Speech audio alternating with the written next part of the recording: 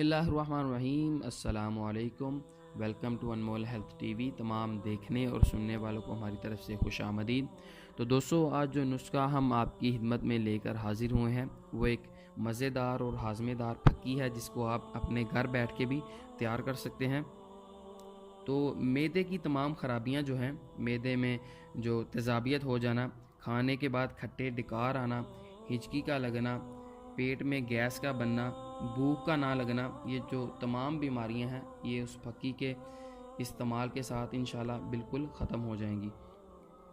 تو نسخے کا جو طریقہ کار ہے، اس میں کیا کیا اجزاء استعمال ہوتے ہیں، وہ آپ کو بتانے سے پہلے ہمیشہ کی طرح آپ سے ایک ریکویسٹ ہوتی ہے۔ جو حضرات نئے ہیں، ہماری ویڈیو کو پہلی بار دیکھ رہے ہیں، ان سے ریکویسٹ ہوگی کہ وہ ہمارا چینل سبسکرائب کر لیں اور اس کے ساتھ ساتھ بیل آئیکن کے بٹن کو بھی پریس کر دیں، تاکہ ہماری آنے والی ہر نئی ویڈیو کا نوٹیفیکیشن آپ تک بآسانی پہنچ سکے۔ تو اگر آپ فیس بک یوز کرتے ہیں تو آپ ہمیں ہمارے فیس بک پیج پر بھی فالو کر سکتے ہیں، جو انمول ہیلتھ ٹی وی کے نام سے ہے، جس کا لنک آپ کو اس ویڈیو کے ڈسکرپشن میں مل جائے گا۔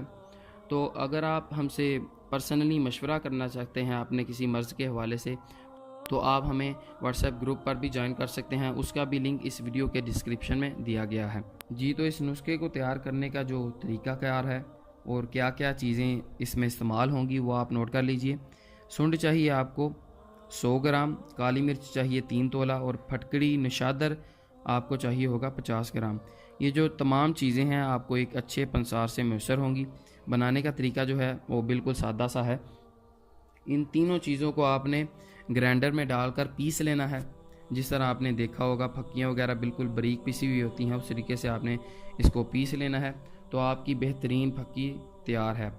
اس کو کھانا کس طریقے سے ہے، ہر کھانے کے بعد 1 گھنٹہ کے بعد اس کا 1 چمچ تازہ پانی کے ساتھ استعمال کریں۔ انشاءاللہ آپ کی تمام جو بیماریاں ہیں، کھانے کے بعد کھٹے ڈکار آنا، پیٹ میں گیس بننا، تمام بیماریاں انشاءاللہ بالکل دور ہو جائیں گی۔ جی، تو یہاں تک تھا ہمارا آج کا نسخہ۔ امید ہے کہ ہمارا آج کا جو نسخہ ہے آپ کو پسند آیا ہوگا۔ اگر نسخہ اچھا لگے تو اس کو لائک کیجئے گا، اپنے دوستوں کے ساتھ شیئر کیجئے گا اور ہمیں اپنی دعا میں یاد رکھیے گا۔ اگلی بار ملیں گے ایک نئی ویڈیو کے ساتھ، تب تک کے لیے ہمیں اجازت دیجیے۔ اللہ آپ کا حامی و ناصر ہو۔ السلام علیکم۔